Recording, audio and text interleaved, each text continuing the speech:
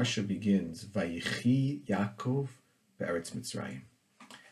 The Sfas Emes asks, why does the Torah have to say Vayechi Yaakov be'eretz Mitzrayim? It could very easily say Vayehi, and Yaakov was in Eretz Mitzrayim. Why specifically Vayechi Yaakov, that Yaakov lived in Eretz Mitzrayim? So he suggests that the Torah is trying to stress something here about Yaakov. We know that Mitzrayim comes from the word Meitzar. It's a boundary. It encloses. Yaakov's ability to live Vayechi, to live his life, to be able to live by his values in Eretz Mitzrayim, in a land that normally confines and constricts people.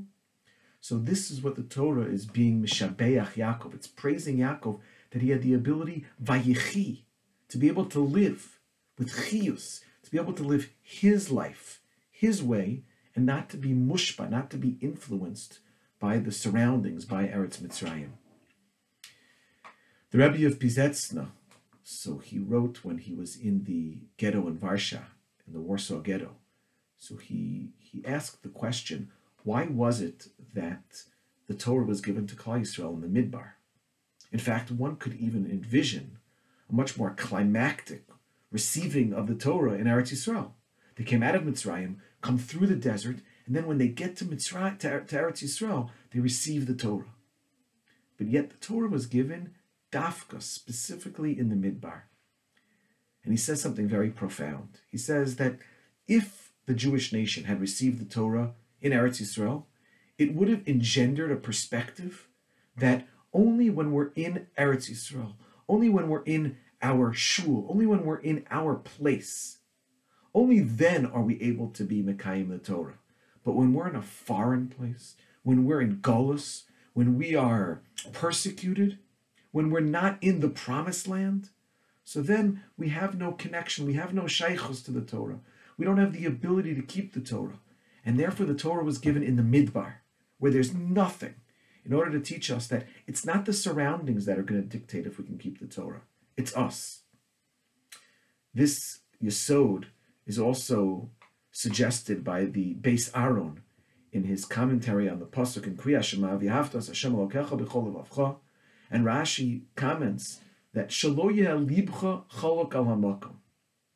And the Beis Aaron suggests a more homiletic version, reading really, of this Rashi, and he says, what does it mean? Shelo yeh libcha chalok al hamakom? It means that you shouldn't allow the makom to be gorem. You shouldn't allow your spatial reality, where you are, to dictate if you can be Oved Hashem. No, Havtos Hashem Elokecha b'chol levavcha means don't allow your makom, as Rashi says, Shlo yeh libcha chalok al hamakom. You shouldn't allow your makom to define you, but you should find the ability to transcend makom, to be able to serve Hashem even outside of the Dalet Amos, of the Beis Knesses, of school. And this is such an important message for us, because so many times we feel when we're in our natural habitat, when we're in shul, when we have home court advantage, when we're in yeshiva, when we're in shul, when we're in our communities, that's when we can naturally serve HaKadosh Baruch Hu. But what happens when we're out? What happens when we're in the desert? What happens when we're even in a hostile environment, like Mitzrayim? Vayechi Yaakov be'eretz Mitzrayim. Yaakov implants within Klal Yisrael the ability to serve Hashem even in a foreign context, even when we don't have the comfort and the confidence that we normally would draw from our makom. Good Shabbos, good Shabbos, good Shabbos.